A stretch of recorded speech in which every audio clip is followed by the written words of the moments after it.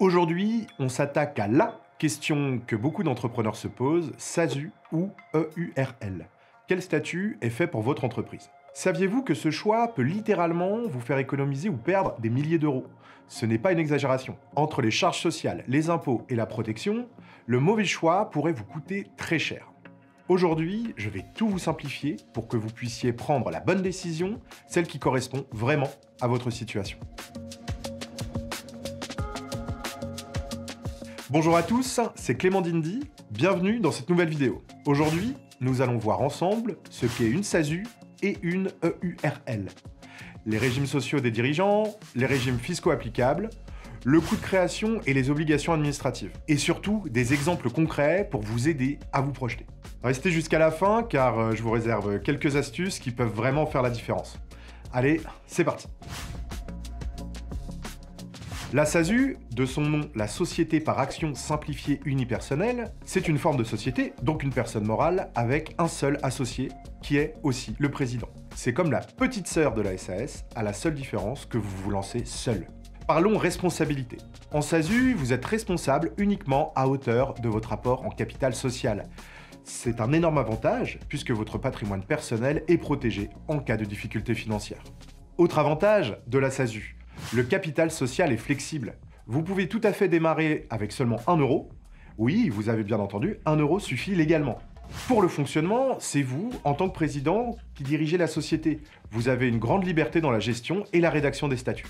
Enfin, côté fiscalité, la SASU est par défaut soumise à l'impôt sur les sociétés. C'est important car ça va déterminer comment vous allez être taxé. Si toutefois vous souhaitez opter pour l'impôt sur le revenu, sachez que cela sera possible pendant les 5 premières années. Sous condition. Qu'est-ce que l'EURL? L'EURL, ou entreprise unipersonnelle à responsabilité limitée, c'est une SARL avec un seul associé. En termes de responsabilité, c'est le même principe que pour la SASU. Vous êtes responsable uniquement à hauteur de vos apports. Votre maison, votre voiture et vos économies sont donc à l'abri. Concernant le capital social, là aussi, même logique que pour la SASU. Aucun minimum légal n'est requis. 1 euro peut suffire. En EURL comme en SASU, bien qu'en pratique 1 euro suffit pour constituer le capital social, il est recommandé de mettre un peu plus, afin de ne pas nuire à la crédibilité de votre société vis-à-vis des banques, des partenaires ou encore des investisseurs. Côté fonctionnement, c'est là que ça diffère par rapport à une SASU. En tant que gérant de l'EURL, vous êtes soumis à un cadre plus strict, avec certaines formalités à respecter. Enfin, l'EURL est, par défaut, soumise à l'impôt sur le revenu. Mais vous pouvez opter pour l'impôt sur les sociétés sans conditions particulières, ce qui peut être un vrai plus par rapport à la SASU. Quel est le régime social d'un dirigeant de SASU et de URL? Comparons-les dès maintenant.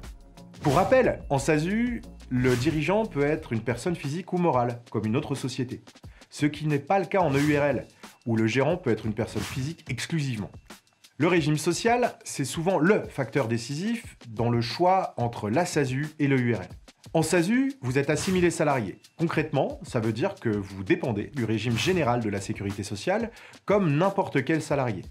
Cela confère de nombreux avantages, à savoir notamment une protection sociale complète, vous donnant droit à une meilleure couverture maladie, une meilleure retraite et bien sûr des indemnités journalières en cas d'arrêt de travail. Le gros inconvénient, les cotisations sociales sont très élevées. On parle d'environ 80% de charges sur votre rémunération nette. Pour vous donner un exemple concret, si vous voulez toucher 2 000 € net par mois, votre SASU devra débourser environ 3 600 €. La différence, les 1 600 €, part dans les cotisations sociales. En EURL, c'est tout l'inverse. Vous êtes travailleur non salarié, TNS, rattaché à la sécurité sociale des indépendants. À ce sujet, une vidéo sur les TNS est disponible sur notre chaîne, retrouvez le lien directement dans notre barre de description. L'avantage majeur, c'est que vous bénéficiez de cotisations sociales beaucoup plus légères qui s'élèvent à environ 45% du revenu net. Si nous reprenons l'exemple des 2 000 € net, votre URL ne devra débourser qu'environ 2 900 €. C'est 700 € de différence chaque mois. Et ces cotisations sociales sont à payer auprès de l'URSSAF. A l'inverse de la SASU, aucune fiche de paye n'est générée en EURL. L'URSSAF ne connaît donc pas votre revenu en temps réel et ne l'obtient qu'une fois par an, au moment de votre déclaration de revenus. En attendant, un forfait de cotisation vous est appliqué. Une fois vos revenus déclarés, une régularisation est effectuée. Si vous avez trop payé, l'URSSAF vous rembourse le trop perçu, sinon vous devez régler le montant restant dû. Attention toutefois, vous bénéficiez en EURL d'une protection sociale moins complète, notamment pour la retraite et certaines prestations. Si vous avez des problèmes de santé, ce statut pourrait ne pas convenir. Vous voyez maintenant pourquoi ce choix est si important. Si vous avez des questions supplémentaires, n'hésitez pas à me les poser en commentaire, je me ferai un plaisir d'y répondre. Passons maintenant aux régimes fiscaux. Quelle fiscalité s'applique en SASU et en EURL? En SASU, vous êtes soumis par défaut à l'impôt sur les sociétés. Mais qu'est-ce que cela signifie? Votre entreprise paie d'abord des impôts sur ses bénéfices. 15% jusqu'à 42 500 € de bénéfices, puis 25% au-delà de 42 500 € de bénéfices. C'est plutôt avantageux pour les petits bénéfices. Ensuite, en tant que personne physique, vous payez des impôts sur votre rémunération, selon votre tranche d'imposition. En SASU, vous avez un avantage, et non des moindres. Une fois les impôts payés, vous pouvez vous verser le bénéfice final sous forme de dividendes. Ces derniers sont soumis uniquement à la flat tax de 30%, ce qui est souvent intéressant comparé aux cotisations sociales. La flat tax de 30% comprend deux éléments. Vous avez d'une part les prélèvements sociaux qui représentent 17,8% et l'impôt sur le revenu qui est plafonné à 12,8%. Comme vous l'aurez compris, beaucoup d'entrepreneurs en SASU se versent un petit salaire et le reste du bénéfice en dividendes. Mais pourquoi ce choix? Eh bien, c'est tout simplement pour éviter la taxe PUMA. La taxe PUMA, elle s'applique aux personnes qui perçoivent des revenus du capital, comme des dividendes, des revenus fonciers ou des gains financiers, tout en ayant peu ou pas de revenus d'activité professionnelle. Autrement dit, elle cible principalement les individus qui ne cotisent pas de manière significative au régime de sécurité sociale, via des revenus d'activité, mais qui bénéficient malgré tout de la protection sociale française. Le taux de cette taxe est d'environ 6,5%. En EURL, c'est différent. Vous êtes imposé par défaut à l'impôt sur le revenu. Concrètement, tous les bénéfices de votre entreprise sont directement ajoutés à votre revenu personnel. Vous payez ensuite des impôts selon votre tranche marginale d'imposition. Mais attention, le EURL peut également opter pour l'impôt sur les sociétés et en formulant la demande auprès du service des impôts des entreprises. Dans ce cas, la fiscalité devient similaire à celle de la SASU, sauf pour les dividendes. Ils sont soumis aux cotisations sociales s'ils dépassent 10% du capital social. Selon ce que vous avez choisi comme capital social, le plafond peut être atteint très rapidement. C'est cette différence de traitement des dividendes qui peut faire pencher la balance vers la SASU pour certains entrepreneurs qui prévoient de se verser beaucoup de dividendes. Combien ça coûte de créer une SASU et une EURL, mais aussi quelles sont les obligations administratives? Pour la SASU, comme pour le EURL, le coût de création varie entre 200 et 1500 € selon la complexité de votre projet de création d'entreprise. Et les professionnels, bien sûr, auxquels vous faites appel. Un expert comptable, un avocat, une solution en ligne comme Indy, etc. Ensuite, pour créer une SASU et une EURL, vous devez passer par la rédaction des statuts. Et c'est là que ça diffère. En effet, en SASU, vous êtes beaucoup plus libre dans le contenu. Vous pouvez alors choisir les règles associées aux prises de décision, à la rémunération et plus encore. Pour le URL, le processus est généralement plus encadré et les statuts sont plus standardisés. Si vous ne souhaitez pas vous soucier de la rédaction des statuts et y allouer du temps, nous vous conseillons d'opter pour le URL. En revanche, si vous souhaitez avoir plus de flexibilité, la SASU répondra à vos besoins. Dans les deux cas, vous aurez des obligations comptables, bilan annuel, compte de résultats et diverses déclarations fiscales. Pour éviter tout mot de tête ou potentiellement faire des erreurs, faites appel aux spécialistes Indy dès la première année.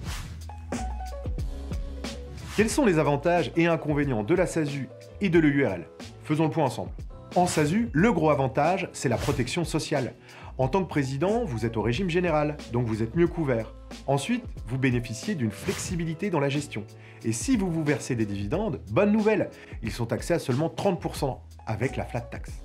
Par contre, ce qui peut poser problème, ce sont les cotisations sociales. Elles sont élevées autour de 80% du salaire net. En EURL, l'avantage, c'est que vous payez beaucoup moins de cotisations sociales, autour de 45%. Donc, si vous avez un petit revenu, c'est souvent plus intéressant grâce à la transparence fiscale à l'impôt sur le revenu. En revanche, la protection sociale est moins complète qu'en SASU. Et si vous optez pour l'impôt sur les sociétés, attention, les dividendes sont plus taxés. Ah, et aussi, le URL est plus encadré pour certaines formalités comme la rédaction des statuts. Vous voyez maintenant pourquoi il n'y a pas de réponse universelle. Tout dépend vraiment de votre situation personnelle. Si vous savez déjà pour quel statut opter entre la SASU et le URL, n'hésitez pas à nous dire votre choix en commentaire, ainsi que les raisons qui vous ont conduit à opter pour ce statut. Parce que nous savons que des exemples concrets sont toujours plus parlants, en voici 3 qui devraient vous aider à choisir entre la SASU et le URL. Premier exemple. Marie est consultante en marketing digital à très peu de charges et dégage environ 6 000 € de chiffre d'affaires par mois. Elle veut se verser un salaire confortable et stable. Marie pourra donc se verser jusqu'à environ 3 000 € net par mois. Pour Marie, la SASU peut être intéressante car elle a besoin d'une bonne protection sociale, ses revenus sont suffisamment élevés pour absorber les cotisations sociales et elle peut les optimiser entre rémunération et dividendes. Deuxième exemple, Thomas lance une petite boutique en ligne. Son chiffre d'affaires s'élève pour le moment à 6 000 € par mois. Sauf que Thomas a beaucoup de charges, environ 3 000. Il lui reste donc 3 000 € pour se rémunérer. Ici, le URL semble la plus adaptée. En effet, il y a 45% de charges sociales sur le salaire net. Ici, il peut se payer jusqu'à 2 000 € net. Et il payera des cotisations sociales jusqu'à 2 800 €. 800 € de cotisations sociales, vous l'avez compris. Troisième exemple. Sophie est développeuse freelance avec des revenus variables. Elle alterne entre des périodes intenses et des périodes creuses. Pour Sophie, le choix est plus complexe. La SASU lui permettrait de moduler sa rémunération dans les bonnes périodes, le URL lui permettrait de payer moins de cotisations sociales. Dans son cas, tout dépend de ses priorités, protection sociale ou optimisation fiscale. Si aucun de ces exemples ne reflète votre situation personnelle, n'hésitez pas à nous la décrire en commentaire. On se fera un plaisir de vous donner les meilleurs conseils possibles. Connaissez-vous Indy? Indy, c'est la solution qui va vraiment vous faciliter la vie. Vous savez toujours pas vers quel statut vous tournez, entre la SASU ou le URL? Pas de panique. Via un simple rendez-vous, nos spécialistes vous aiguillent pas à pas dans ce choix, suivant votre situation personnelle. Ils vous guident également dans les démarches de création d'entreprise et vous présentent l'ensemble des aides auxquelles vous pouvez prétendre. Et vous savez quoi? Cet accompagnement est proposé gratuitement. Oui, vous avez bien entendu, c'est 100% gratuit.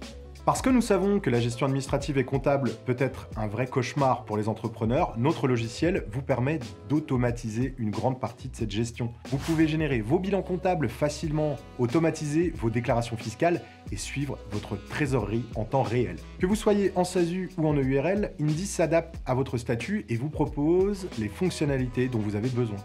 En plus, notre interface est super intuitive. Même si vous n'avez aucune connaissance en comptabilité, plus de 140 000 indépendants nous font déjà confiance pour gagner du temps et éviter les erreurs. Alors pourquoi pas vous? Nous arrivons déjà presque à la fin de cette vidéo et j'espère avoir éclairci ce choix crucial entre SASU et URL. Comme vous l'avez vu, il n'y a pas de réponse universelle. Tout dépend de votre situation personnelle, de vos objectifs et de vos priorités. La SASU offre une meilleure protection sociale et plus de flexibilité, mais des cotisations sociales plus élevées. Le URL permet de réduire les cotisations sociales, mais avec une protection moindre et parfois moins de souplesse. L'important, c'est de faire le choix qui soutiendra votre projet sur le long terme. Mais pas d'inquiétude. En fait, rien n'est gravé dans le marbre. Vous pouvez passer de l'URL vers la SASU ou de la SASU vers le URL. N'hésitez pas à vous tourner vers Indy qui dispose d'une équipe de spécialistes prêts à vous aider pour prendre la bonne décision. Et vous penchez plutôt vers quel statut? Dites-moi en commentaire ce qui vous fait hésiter et ce qui a motivé votre choix. D'ailleurs, nous avons fait une vidéo sur le choix entre SASU et le statut d'auto-entrepreneur. N'hésitez pas à aller la voir. Et si cette vidéo vous a plu, n'hésitez pas à liker, à vous abonner et à activer la petite cloche pour ne rien manquer de nos prochains conseils. Et si vous avez des questions, glissez-les en commentaire, je me ferai un plaisir d'y répondre. Allez, à très vite sur Indy.